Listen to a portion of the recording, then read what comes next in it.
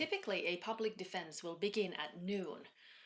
You should state in your invitations that the proceedings begin at 12 sharp. People will gradually start to arrive in the auditorium and take a seat.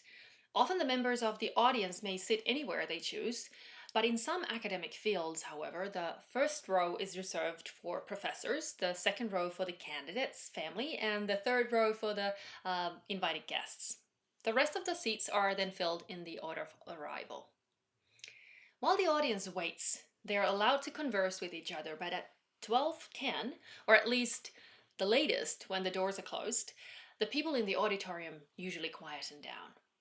The closing of the doors is a sign for the audience that the proceedings are about to commence. The doctoral candidate, custos, and opponent move to stand behind the closed door. And at 12:15, there is a knock on the door. And the knock can be performed by a porter or the custos. Then the door is opened and the audience members stand up and watch silently as the key figures of the examination walk in. The candidate leads the way. The custos will always be in the middle, and the opponent or the opponents will be the last to come in. And this order is easy to remember. The candidate will be the one receiving the most exposure, both when entering and leaving the auditorium, as they will be the first one to walk in and the last one to walk out. The key people then take their places at the front of the auditorium. Everyone remains standing, including the audience. The custos will open the examination and introduce you and the opponent. They can say, for example, "Welcome to the public examination. I'm the professor of communication Paula Väkiväinen, and I will serve as the custos of the proceedings.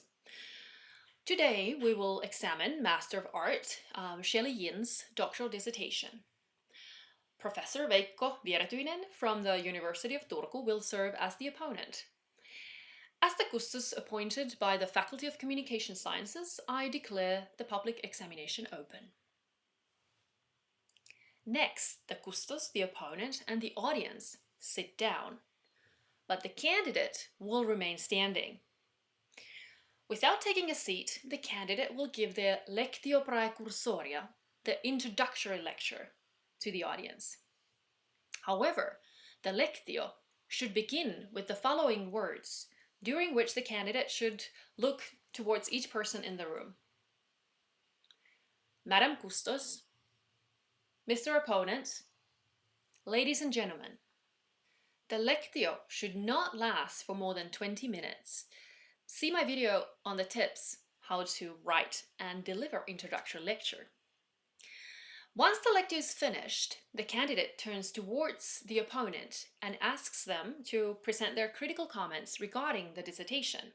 So you can say, for example, "I now call upon you, Professor Vieretyinen, as the opponent appointed by the board of the Faculty of Communication Sciences, to present your critical comments on my dissertation."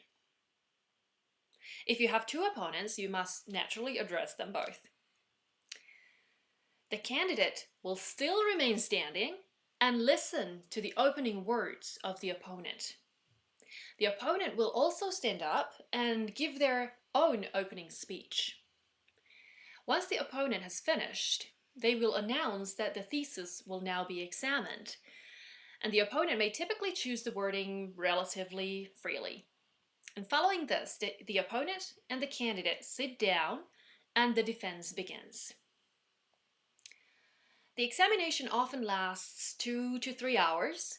However, one opponent may take a maximum of 4 hours to examine the dissertation. And the public defense itself may not take more than 6 hours in total. The custos will decide on any breaks, and they will also direct the proceedings. You shouldn't hesitate to ask the custos for some water if you feel like your glass is empty or you're thirsty and the custos fails to notice this. You should also monitor any nonverbal signs from the audience to verify that they can hear you. The custos is responsible for making sure that they do, as it is important for the audience to hear what you're saying. They will find it more enjoyable to follow a discussion that they can actually hear. The opponent will decide when your dissertation has been discussed sufficiently, And that is when you have provided the opponent with the necessary answers for them to assess your research skills. And usually an opponent will say, "I'm ready to give my closing statement." And this is a signal for the candidate to stand up again. So now both the candidate and the opponent are standing, and the opponent reads their final statement that they have prepared. And typically opponents conclude their statement by saying, "I propose to the Faculty of Communication Sciences that the doctoral dissertation of Master of Arts Shelley Yin in the field of communication to be approved." And once the opponent has finished the final statement, they will sit down, but the candidate will now have the floor and they will remain standing. They may say, for example, "I wish to thank Professor Vieretyinen for these meaningful comments regarding my dissertation and for the fascinating discussion we have had here today." And after this, the candidate will ask anyone wishing to offer comments or ask questions on the dissertation to request permission to speak from the custos. And you can say, "If anyone present wishes to make comments concerning my dissertation, please ask the custos for the floor."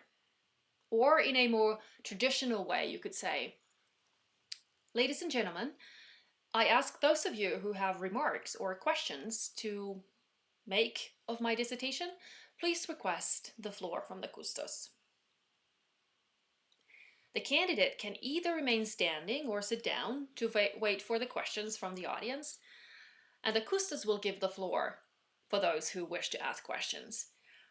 And if an audience member asks you a question, you can take a seat and write it down. And if there are many questions, you have the right to answer each question separately. And the custos continues to be in charge of the proceedings. They will also decide how many audience members can ask questions. And the custos will also make the following announcement when the public defense has ended. They say, "No new requests to speak have been made. I declare the public examination closed." Now the candidate will stand up unless they remain standing when they were waiting for comments. And the candidate invites the audience to join them for coffee, like this.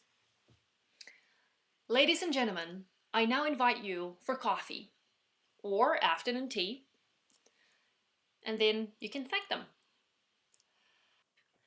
Traditionally, the audience does not applaud, but they should stand up and wait until the candidate, the custos, and the opponent have walked out of the auditorium. The opponent will lead, followed by the custos and the candidate. After they have left the auditorium, the audience will follow, one row at a time, and sometimes the audience members do not follow any specific order when leaving the auditorium for coffee. The order depends on whether the seating order in the auditorium followed a formal arrangement. I have some additional points. The candidate should move to the area where the coffee will be served quickly after the examination. The custos, the opponent, and the assessment committee member may convene straight after the examination to discuss your grade. So don't wait for them. The public defense audience will form a queue, and they take turns to congratulate the candidate. The queue should be kept moving fairly quickly. Gifts and flowers may be given at this point, especially by people who will not be joining the postdoctoral party or banquet. And in Finnish we call it karonkka. According to an old tradition, anyone who has asked a question or made a comment during the defense should be invited to the party in the evening. The same tradition also says that the person should politely decline the invitation. However, this tradition is seldom upheld anymore because the banquet, the party, has become a more private and personalized affair. The examination proceedings are fairly straightforward, but many people feel unsure whether they can remember when to sit down and what to say when they get nervous, and that's totally fine. But I do recommend that you use memory cards to write down the exact wordings that you must use. Also, do rehearse walking through the auditorium with your opponent and custos before the examination. This is especially useful when the opponent is not familiar with the Finnish examination proceedings. It will be beneficial for everyone if the opponent, who has the main responsibility for verbally ensuring the progress of the examination, that they know how it proceeds. Then you can both be at ease and focus on the fruitful conversation during the defense. Here are some examples of wordings that you can use in the critical moments in the proceedings. For example, begin your introductory lecture like this: Madam Custos, Mr. Opponent, ladies and gentlemen. And when you conclude your introductory lecture, you can say, I now call upon you, Professor Rollins, or Dr. Rollins, depending on how you decided that you will address him, to present your critical comments on my dissertation. And once the examination is finished, and you have listened to your opponent's final statement while standing up, you can say, I wish to thank Professor Rollins for their wisdom and the intellectual debate that I had the privilege to engage in today.